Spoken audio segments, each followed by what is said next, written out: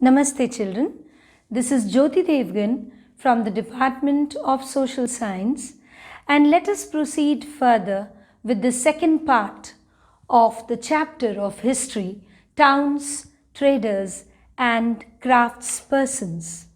Let us take a closer look at three places, that is Hampi, Surat and Masulipatam. The architectural splendor of Hampi is world known. It has splendid arches, domes, pillared halls and very well planned orchards and pleasure gardens. Now where is Hampi located? It formed the nucleus of the Vijayanagar Empire, founded in 1336. The magnificent ruins of Hampi reveal that it was a well-fortified city, and no mortar or cementing agent was used in the construction of walls. The technique was to wedge them together, which is also called interlocking. Now, since Hampi was the capital of the Vijayanagar Empire, the architecture, as I told you, was distinctive. It bustled and hustled with commercial and cultural activities during the 15th and the 16th century. The Moors, Chettis and agents of European traders, they thronged the market of Hampi. The temples, as I told you earlier, were a hub of cultural activities. Hampi fell into ruins following the defeat of Vijayanagar in 1565 by the Deccani Sultans. Now coming over to the next city, that is Surat. It was basically a cosmopolitan city, meaning people of all castes and creed, they lived here. The textile of Surat was very famous for their gold lace borders known as zari. We still use it, and had a market in West Asia, Africa and Europe. The Kathiawar Seths or Mahajans had huge banking houses at Surat. I forgot to tell you one thing about Surat, that Surat was an emporium.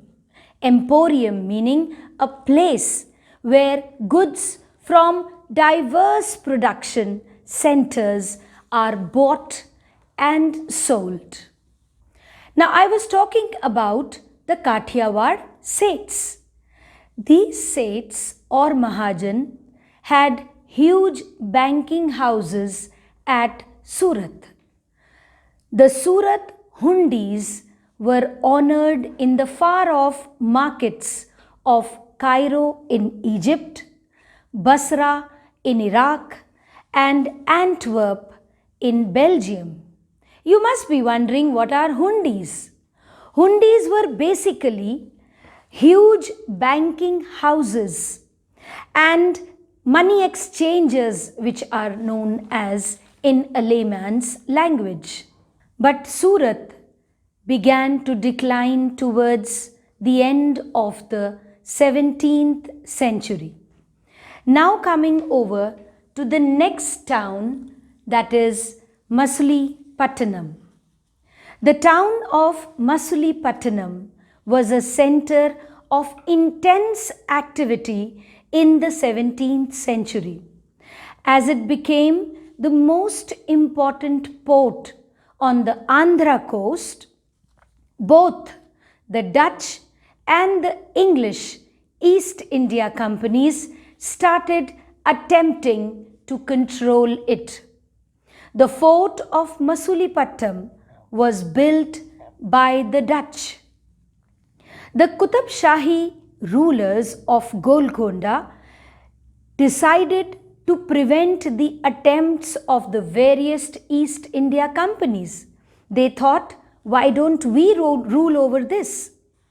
As a result, fierce competition among various trading groups made the city populous and prosperous. However, Golconda was annexed by Aurangzeb in 1686-87.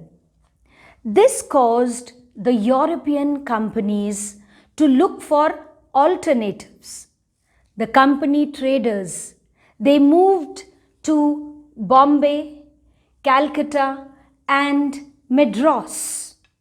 And finally, this caused the decline of Masulipatam in the 18th century. The English emerged as the most successful commercial and political power in the subcontinent. Indian textiles were in great demand in Europe and West Asia. More and more people began to engage themselves in the craft of spinning, weaving, bleaching, dyeing, etc. But the craftspersons were no more independent. They had to do what the English used to tell them. They now began to work on a system of advances, which meant that they had to weave cloth which was already promised to the European agents. Now, as I told you, Bombay, Calcutta and Madras became important cities in the 18th century. The Europeans established black towns in these new cities, and merchants and artisans were made to move there.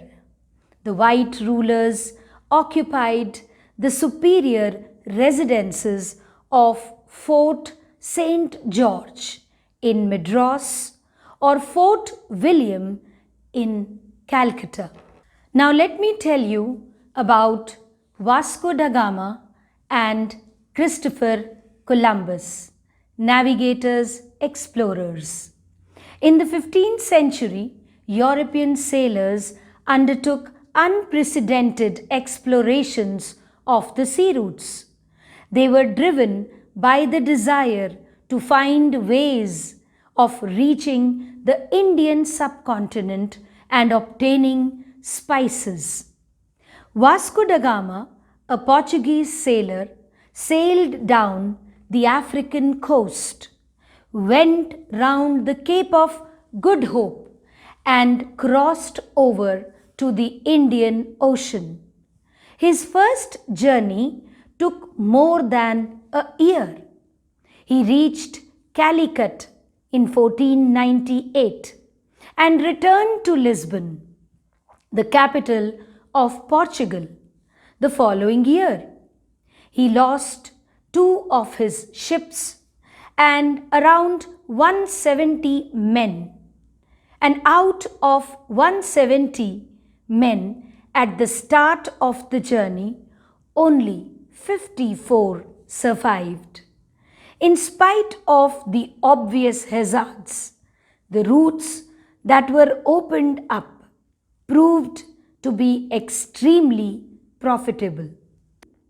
And he was followed by the English, Dutch and French sailors. The search for sea routes to India had another unexpected fallout. On the assumption that the earth was round, Christopher Columbus, an Italian, decided to sail westwards across the Atlantic Ocean to find a route to India. He landed in the West Indies, which got their name because of this confusion in 1492. He was followed by sailors and conquerors from Spain and Portugal, who occupied large parts of Central and South America, often destroying earlier settlements in the area. That's all for today.